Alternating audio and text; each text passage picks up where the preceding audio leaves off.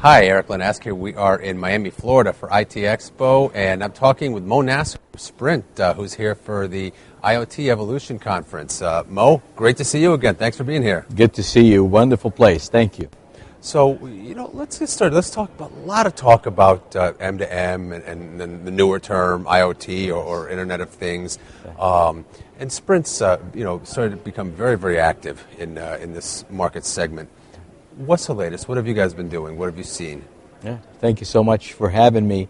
It's always been exciting. Yet another year of excitement. So we finished up the year, way beyond our forecast, way beyond our expectations, which tells me that this is really a very live business. And it's growing on multiple parts, different areas, different segmentation within M2M or IoT now as being called, that it really creates a lot of enthusiasm around, at Sprint. We continue to sell the handsets and the tablets, but, when our CEO talks about M2M, always his eyes light up a little bit. So because of the amount of growth and the amount of transformation that this industry is actually going through right now. Well, certainly all the handsets and tablets that you mentioned all contribute to that growth and that sort of evolution into the Internet of Things community. Yeah. What kind of things are you doing at Sprint that, in particular, what's been resonating with your customers? Yeah, so, with the Internet of Things, and especially being a carrier, you're not looked at like 100% that you are it, right? There's the system integrators or the small, players. We're kind of looked at as sometimes as the big pipe. And we at Sprint, we want to make sure that we're not looked at as just the big pipe. So we do provide, what I call connection services or connectivity services. We enable a lot of devices across our network. But really what we're trying to do is to move up the value chain. So we as a carrier are really taking products and services, bundling them and selling them or reselling them directly to our customers through our sales force. And we don't do that in all verticals. We have defined certain verticals that we feel that would enable us to be successful, such as in the transportation area, such as in the retail space, also in the insurance space. We bundle end-to-end services. We put them on Sprint, label, and we stand behind it because we are going to be the one throat to choke, or most likely we're going to be the one back to pat because we're always going to do a good job. So that is really part of what we've been doing, and we're going to continue to do in 2015.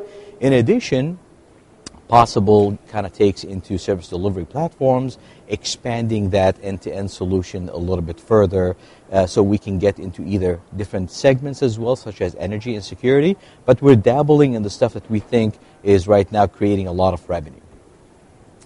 So, you talked about trying to avoid becoming just the pipe, and certainly that's a challenge that the carrier community has had to face for some time now, as all these additional services and opportunities come down the pipe, if you will. Yeah. What have you done? What have you seen as far as what works as you build this community or this ecosystem of partnerships and developers? Yeah. Well, I think what works is focus. Sometimes people think that, hey, I'm going to bundle everything and anything and kind of put it out there and sell it.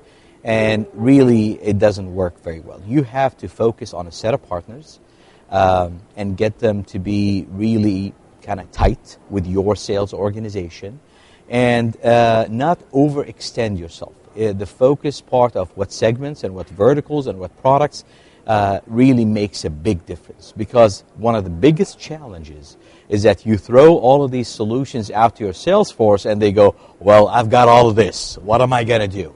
And that has been kind of part of the, what I consider to be the headwind. But so focusing the sales force and focusing on, partners has been good for us.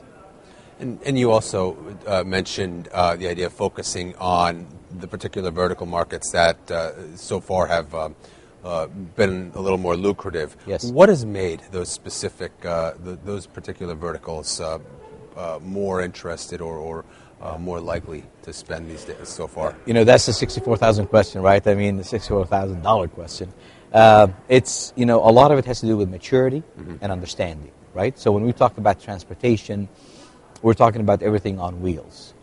We're talking about fleet management, whether it's commercial fleet or big fleets or small fleets, whether it's specialty vehicles. So a lot of it really has to do with the maturity of the market out there.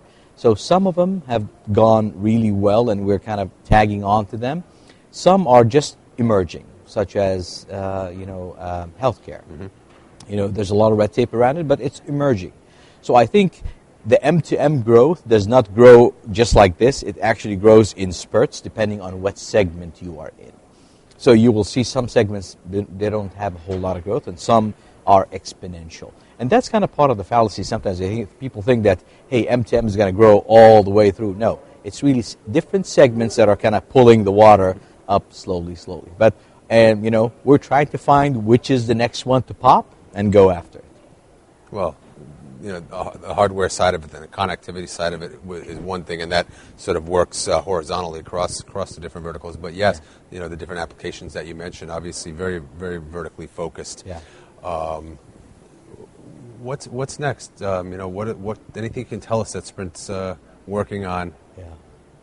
So there's some stuff that's going to be coming in the next probably couple of months. Mm-hmm. All I can tell you, it's kind of a teaser, is as you know, SoftBank owns about 85% of the company, and that whole global approach to SoftBank and what they're trying to do now, we're becoming more global. So look for Sprint to become a little bit more global. One last question. So when we talk about the idea of the ecosystem and sort of having a more services-centric approach, does that change the way that Sprint, or for that matter any carrier, would go out to the market as opposed to being just a connectivity provider? It does tremendously, because really you're not selling a handset or not selling just connectivity. You're selling a solution.